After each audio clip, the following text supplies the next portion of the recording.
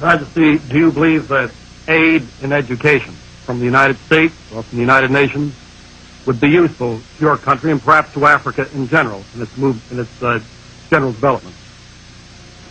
ግርማዊ ጃንሆይ ለትምህርት ጉዳይ ከተባበሩት መንግስታት ማህበር ሆነ ወይም ከአሜሪካ መንግስት እርዳታ ለትምህርት ማግኘት ለኢትዮጵያና ደግሞም ለሌሎች አፍሪካ ሀገሮች ጠቃሚ መስሎ ይታያል ወይ?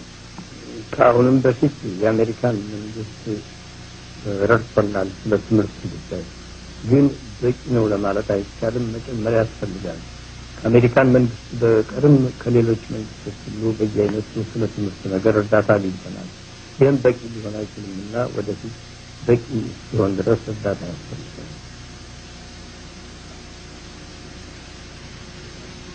The government of the United States of America has been quite generous to us in matter of education, and they have given us help of which we are very appreciative, but we cannot say here that the aid we have gotten from this source, the United States, United Nations, and other international organizations are actually sufficient. The task of education is immense one.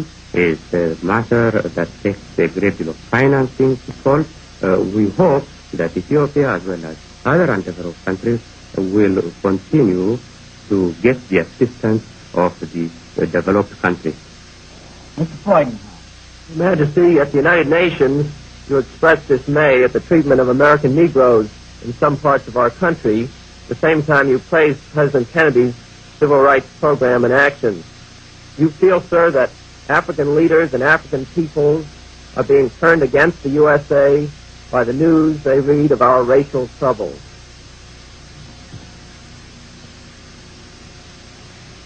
ግርማዊ ጃንሆይ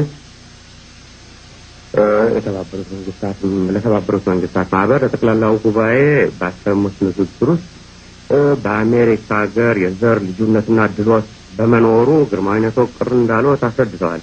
ከዚሁ ጋር ደግሞ አያይዘው የፕሬዝዳንት ኬኔዲና የአሁኑ የአሜሪካ አስተዳዳሪዎች ይህንን ፕሮብሌም ከአሜሪካ ፊት ለማስወገድ በወሰዱት እርምጃ መደሰቶንም ገልጸዋል። ይህንን እንግዲህ ስንል በአፍሪካ በአሜሪካ ሀገር የዘር ልዩነትና ድሎት በመኖሩ ምክንያት የአሜሪካ መንግስትና ህዝብ በአፍሪካኖች አይን የተሳታና የሚሳታ ይመስላል። ይህ ጉዳይ በጣም ትልቅ ነገር መሆኑ ስለተሰማን ፕሬዝዳንት ኬኔዲም ስለዚህ ለአፍሪካ በአሜሪካን ስለሚኖሩ ያደረጉትን ንግግራችን ገልጸናል። አሁንም ይህ ነገር እንደ ኢንተርናሽናል ጉዳይ የሚታይ ነገር ስለሆነ ኢንተርናሽናል ጭምር ያስብበታል ብለን ተስፋ አለን። የሰው ዘር ለመለየት ከህግ የወጣ ነገር መሆኑን ራሳችሁም የምታውቁት ነውና በዚህ የማይስማማበት ሰው ይገኛል ማለት ነው።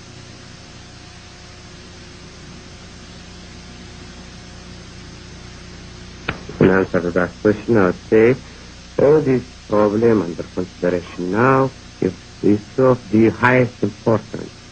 As you have just observed in posing the question, I have spoken with deep concern about this problem, and also I expressed pleasure at the actions that the federal government has taken and proposes to take in order to solve this evil problem.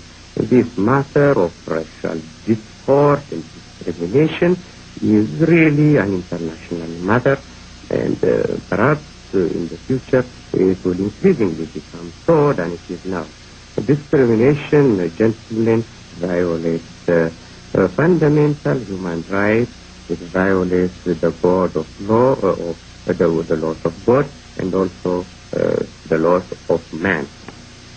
Your Majesty, a racial issue, anti-white theme has been used in Africa by Communist China in its propaganda as an effort to turn Africans against Europeans, against America, and also the Chinese would like to turn Africa against the Soviet Union, I think. What effect do you see from this? Is Red China's prestige and influence growing?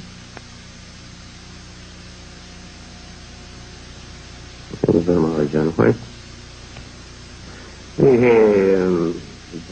ልዩ አገሮች የሚገኘው የዘር ልዩነት ጉዳይ መሰረት በማድረግ ቻይኒዞች ቀለማቸው ጥቁር የሆነውን ሰዎች ከፈረንጆች ለመለየትና ለማጣላት ሰፊ ፕሮፓጋንዳ ይዘዋል።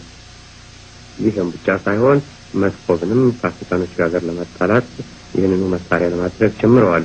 የቻይና ኢንፍሉዌንስ በዚህ ረገድ በአፍሪካ ውስጥ እየበዛና እያየለን መስሎታል ወይ?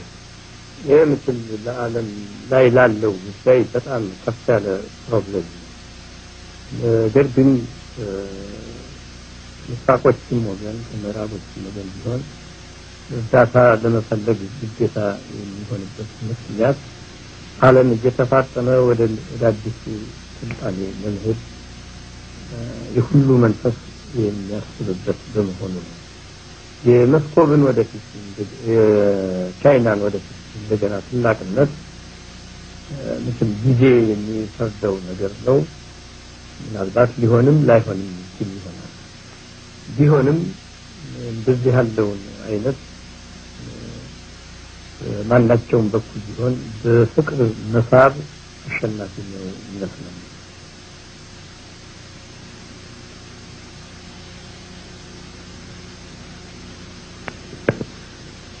In answer to that question, I would say again reiterate the importance that this problem of racial discrimination occupies in my mind.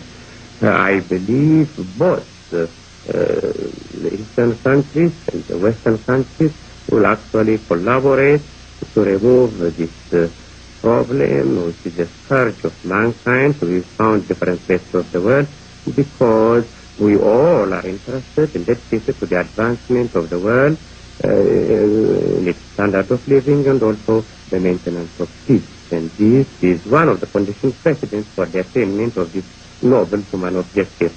Now, about Chinese influence that I've been asked about, I'll only say that to what extent Chinese will succeed in increasing their influence throughout Africa and other countries in which colored people live remains to be seen. Whatever I may say here will only be some speculation. But, however, I can state categorically that the question of using love, human brotherliness, is the most important means of influencing human beings. Mr. Frederick. Your Majesty, in view of the African drive against colonialism and South African racism, what is the place the white man will have in Africa? Does he have any choice between leaving or accepting domination by the black man? ግርማዊ ጃንሆይ በአፍሪካ ውስጥ አሁን ኮሎኒያሊዝምን የመቃወም የዘር ልዩነትን የመቃወም መንፈስ እያየለና እየተመሰረ መሄድ ይዟል። በዚህ አይነት ሁኔታ ነጮች በአፍሪካ ውስጥ ምን እድል አላቸው? በሰላም እዛ ለመኖር ይችላሉ ወይስ በአፍሪካኖች መገዛት የሚጀምሩበት ሁኔታ ይፈጠራል? የአፍሪካ አንድነት ቻርት ሳይፈረም በተናገርነው ለአፍሪካ ውስጥ መሪዎች ገልጠናል።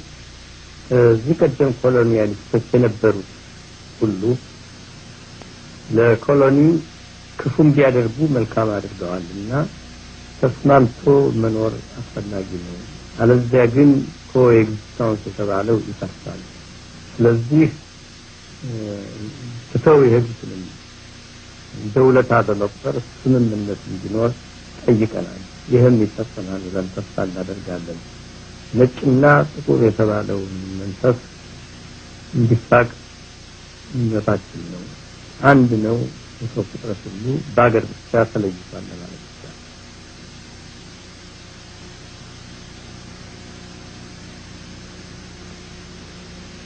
I would say that at the conference of heads of African states that was held last May in the capital city of Ethiopia, Addis Ababa, before the signing of the charter, I have told in the speech I have made to the distinguished heads of state that people that were formerly under colonialist regime and who have suffered a great deal must have the generous spirit of tending to collaborate with their former masters, for otherwise, through vengeance and remorse, coexistence would not be possible, and this would be detrimental to the preservation of international peace. I must say that the black and white as forms of speech, as means of judging mankind, should be eliminated from human society. Human beings are precisely the same, of whatever color, race, or creed, or national origin they may be. Your Majesty, in the 16th year of the League of Nations, you accurately prophesied its fate. The United Nations is in its 18th year. What do you see for its future and why? ግርማዊ ጃንሆይ የጥንቱ የጄኔቫ ማህበር በተቋቋመ በ16ኛው ዓመት ግርማዊ ጃንሆይ እዚህ የጄኔቫ ማህበር ፊት ቀርበው የዚህ ማህበር የወደፊት እድል ምን እንደሆነ እውነተኛው ነገር ተናግረው በኋላም ግርማዊነት ያለው ነገር ደረሰ።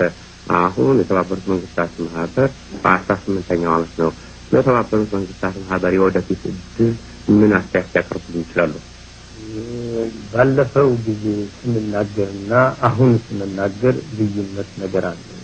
ማንም ዓለም ቢሆን ሰላምን ፈላጊ ነው፣ አንዱም እኛ ነን። ለዚህ ለሰላም ስራ ዩናይትድ ኔሽን ካሁን ድረስ እዚህ ከተቋቋመ ወዲህ ከዚያ ወዲህ ብዙ ነገር ሰርቷል። ወደፊት ይሰራል ብለን ተስፋ እናደርጋለን። ስለዚህ ለሚመጣው የምንመኘው ዓለም ሰላምን ነው። በዚያም ሀገር የሚመጣው ይህ ይዘን In answer to that question, I would say there is quite a difference in the political circumstances that prevailed at the time I made my speech at the League of Nations and the present time, the speech I made to the United Nations. Now, a question of war or peace is the most urgent matter, and the posing of such a question itself is actually to pose whether mankind will survive or not, because of the gravity of the disturbance of peace. At the present time, the United Nations has got to strengthen itself to achieve and protect universal peace. My sincere hope on my part is the organization, my sincere belief is that the organization so far has achieved many things for the purpose, for the cause of peace, and in the future I am hopeful and confident it will continue to expand its activities and strengthen itself so that international peace and security will not even be threatened once. Thank you very much, Your Majesty, for being with us, and our thanks to our interpreter, Dr. Manasseh.